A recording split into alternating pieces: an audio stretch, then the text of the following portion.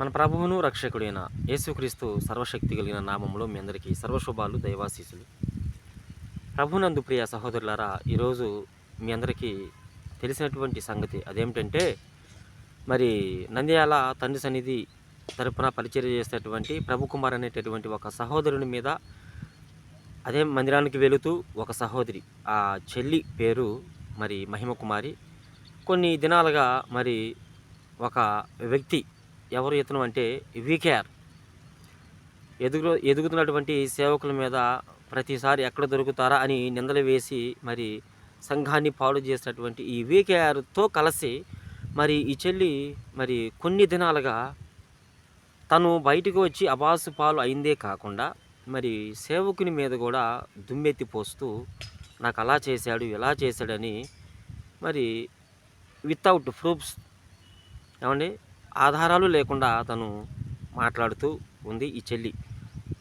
So ఈ తరుణంలో మరి నాకంటే పెద్దలు ఆనందన కావచ్చు, చేగుడి జాషువాన కావచ్చు, మరి నిన్న మొన్నటి నుంచి కూడా ఆ సహోదరుడు సేవకుడు ప్రభుకుమార్ కూడా స్పందించడం జరుగుతూ ఉంది. మీరు తమ్ముళ్ళు చూసే ఉంటారు. మరీ ప్రాముఖ్యంగా మహిమ కుమారి చెల్లిమ, నీకు హృదయపూర్వక వందనాలు. మీరు కొంచెం సావధానంగా నేను చెప్పేటటువంటి ఎన్నో ప్రశ్నలు కాదు, నాకు వచ్చేటువంటి కొన్ని సందేహాలు నేను నీ దృష్టికి తీసుకొస్తాను. మీరు వీటికి నువ్వు సమాధానం చెప్తే నిజంగా దేవుడు నీకు న్యాయం చేస్తాడు. మనుషులు చేయకపోయినా ఒకవేళ దేవుని మీద భారం ఉంచి నువ్వేం భయపడ మాకు. నాకు కొన్ని సందేహాలు వచ్చినాయి. ఈరోజు మరి నువ్వు సేవకుని మీద నిజంగా నువ్వు సేవకుని పెళ్లి చేసుకోవాలని, నిజంగా సేవకుని నీకు అన్యాయం చేసి ఉంటే ఇంత రచ్చకు నువ్వు దిగేదానివి కాదు అని నేను అనుకుంటున్నా. అంత రచ్చకు దిగవు నువ్వు. నిజంగా నువ్వు ఆ సేవకుని ప్రేమిస్తే, నిజంగా నీకు దర్శనం వస్తే అసలు నువ్వు ఇలా ప్రవర్తించవు చెల్లెమ్మ. దానికి మరొక రూట్ ఉంది. సరే, మొత్తానికి నీకు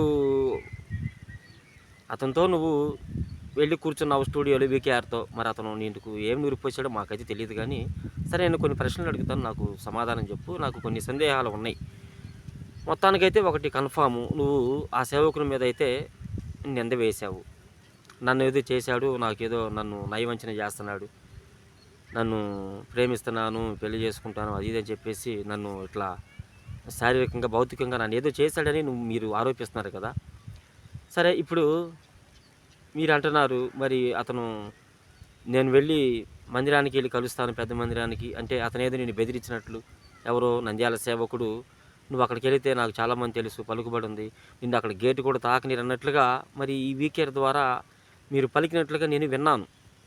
అయితే మొట్టమొదటి సందేహం ఏంటంటే నాకు, సరే నువ్వు బాధితురాలివి, నిన్ను ఒకవేళ ఆ సేవకుడు వద్దన్నాడు, నువ్వు రాలేకపోయావు.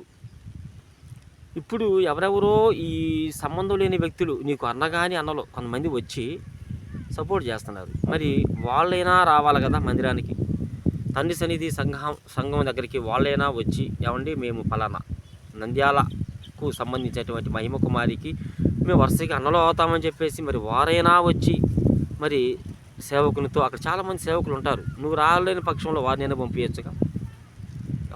ఒక్కళ్ళన్నా వచ్చారా? రాలేదు. రెండవదిగా, సరే మరి మీ అన్నయ్య వచ్చాడా? మీ అన్నయ్య మరి సేవకుడు అని తెలిసింది, మరి మీ అన్నయ్య వచ్చాడా? రాలేదు. మీ తల్లిదండ్రులు వచ్చారా? నిన్ను కదా అడ్డగించింది, కాసేపు అడ్డగించాడు అనుకుందాం ఆ సేవకుడు, నిన్ను కదా అడ్డగించింది. ఇప్పుడు ప్రతిసారి ఆయన నీ కదలికలు గమనించలేడుగా, నువ్వు వెయిట్ చేస్తున్నావో, ఎటు పోతున్నావో, ఏం చేస్తున్నావో అతను గమనించలేడు కదా నువ్వు అతను నిన్ను బెదిరించినప్పుడు మీ అన్ననే పంపించలేదు, మీ తల్లిదండ్రులను పంపించలేదు. సరే, నీకు సంబంధించిన వ్యక్తులు, రక్త సంబంధికులు, బాబాయిలు, పెదనాన్నలు కొంతమంది ఉంటారు, వాళ్ళు మరి వారిని కూడా నువ్వు మినిస్ట్రీకి పంపించలేకపోయావు. ఎందుకు పంపించలేదు? నాకు సమాధానం చెప్పాలి. నాకు వచ్చిన ధర్మ సందేహం ఇది.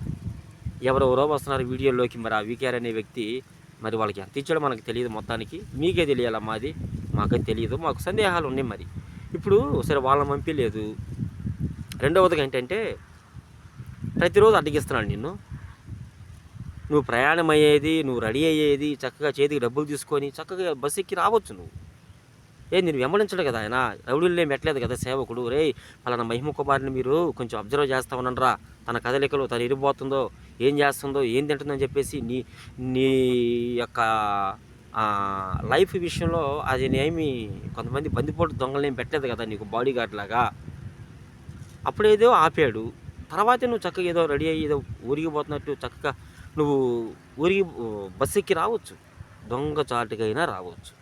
నిజంగా నీవు అతని ద్వారా కొంచెం నయవంచన పాలైతే, నువ్వు తేడా పడిపోతే, నువ్వు నిజంగా నేను చెప్తున్నాను చెల్లెమ్మ, నా చెల్లిగా భావించి నేను చెప్తున్నాను, వీకేఆర్ దగ్గరికి వెళ్ళడం కంటే ఏ విధము చేతనైనా ఒక బస్సు ఎక్కి నువ్వు ఒక్కదానివే రాకపోతే ఎవరో ఒకళ్ళు మీ అమ్మనో మీ నాన్నగారినో నీకు వరుసైన అన్నంలో తీసుకొచ్చి నువ్వు ఇక్కడికి వస్తే ఎంత చక్కగా సమస్య పరిష్కారం అయ్యేది. ఇంత రచ్చ అయ్యేదంటావా నాకు తెలిసి చెల్లెమ్మ మహిమ కుమారి, ఆలోచించే. ఇది రెండో ప్రశ్న. నువ్వు ఎలాగైనా తప్పించుకుని రావచ్చు, చక్కగా మందిరానికి రావచ్చు, ఎప్పుడు గేట్లు ఓపెన్ చేసి ఉంటాయి.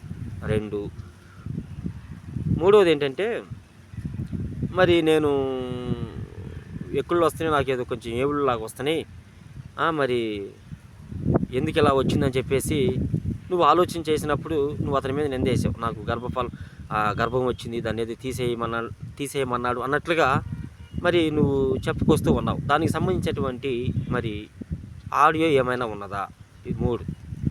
అంటే నువ్వు ఆయన్ని బతిమాలుకుంటూ, అయ్యా అమ్మ నాకు ఇట్లా వచ్చింది, నన్ను శారీరకంగా కలిసినప్పుడు నాకు ఇట్లా వచ్చింది, మరి గర్భం వచ్చింది, మరి దాని పరిస్థితి ఏంటి అంటే, మరి ఫోన్లు ఉంటాయి కదండి, దాని తాలూకు సంబంధించి ఆయన ఫోన్లో నిన్ను బెదిరిస్తున్నట్టు, మర్యాదగా గర్భాన్ని తీపిస్తావా లేదా అని గద్దిస్తున్నట్టు, నువ్వు ఆయన్ని ప్రాధేయపడుతున్నట్లు ఏమైనా ప్రూఫ్స్ ఉన్నాయా? 3. 4వది, సరే ఇప్పుడు అతను బెదిరిస్తాడే అనుకున్నాం కాసేపు, బెదిరించాడే అనుకున్నాం కాసేపు. స్థానికంగా అప్పుడు మెడికల్ క్లినిక్స్ కొన్ని ఉంటాయి, ల్యాబొరేటరీస్ కొన్ని ఉంటాయి, అక్కడికి వెళ్ళి నువ్వు ఏ హాస్పిటల్ దగ్గరికి వెళ్ళావు? 4. 5వది, హాస్పిటల్లోకి వెళ్ళిన తర్వాత గర్భం రుజువైంది అనేటటువంటి ఏదైనా ఒక అప్లికేషన్ సర్టిఫికేట్ ఏమైనా ఉందా? వాళ్ళు కొన్ని ఇస్తారు, అమ్మ నీకు గర్భం కన్ఫామ్ అయిందని చెప్పేసి, అవునా కదా? తర్వాత మరి సదరు అది టెస్ట్ చేసేటువంటి వాళ్ళ వ్యక్తులు సదరు సంతకం ఏమైనా ఉన్నదా? ఆ హాస్పిటల్ పేరు ఏమైనా ఉందా? నేను ఎందుకు అడుగుతున్నాను ఇవన్నీ అంటే, నిజంగా నీకు అన్యాయం జరుగుంటే నువ్వు చెల్లెమ్మ ఇంత రచ్చకు నువ్వు ఎక్కవు.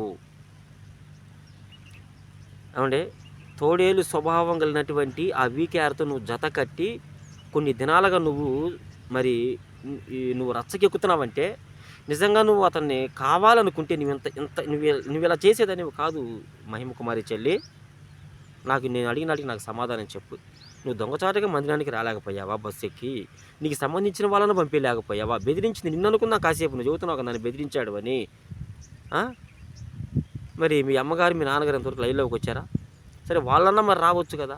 సరే రాకపోయినా ఇంట్లో మరి మినిస్ట్రీ నెంబర్ ఉంటుంది యూట్యూబ్లో, వాళ్ళైనా ఫోన్ చేశారా? మీ అమ్మగారు మీ నాన్నగారు కానీ మినిస్ట్రీ ఎవరైనా, ఇప్పుడు అక్కోళ్ళు కొంతమంది కూర్చుంటారు, సేవకులు ఎత్తలేదు అనుకుందాం, అక్కోళ్ళు కొంతమంది అక్కడ కూర్చుంటారు, వాళ్ళు ఎత్తితే వాళ్ళకి విషయం చెప్తే వాళ్ళు చెప్తారు కదా షాలే మనకి. అదైనా చేసావా? చెయ్యలేదు. మరి ఏ హాస్పిటల్లో చూపించుకున్నావు? ఏ డాక్టర్ నిన్ను పరీక్షించి గర్భవని తేల్చాడు? మరి రుజువులు ఏమైనా ఉన్నాయా?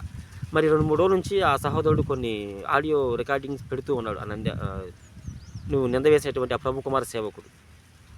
మరి నీ దగ్గర ఏమైనా బలమైన ఆధారాలు ఏమైనా ఉన్నాయా? సమాధానం చెప్పాలి నాకు. ఎందుకంటే నేను ఒక మాట చెప్తున్నాను చెల్లెమ్మ, నువ్వు ఆడపిల్లవి. ఇప్పుడు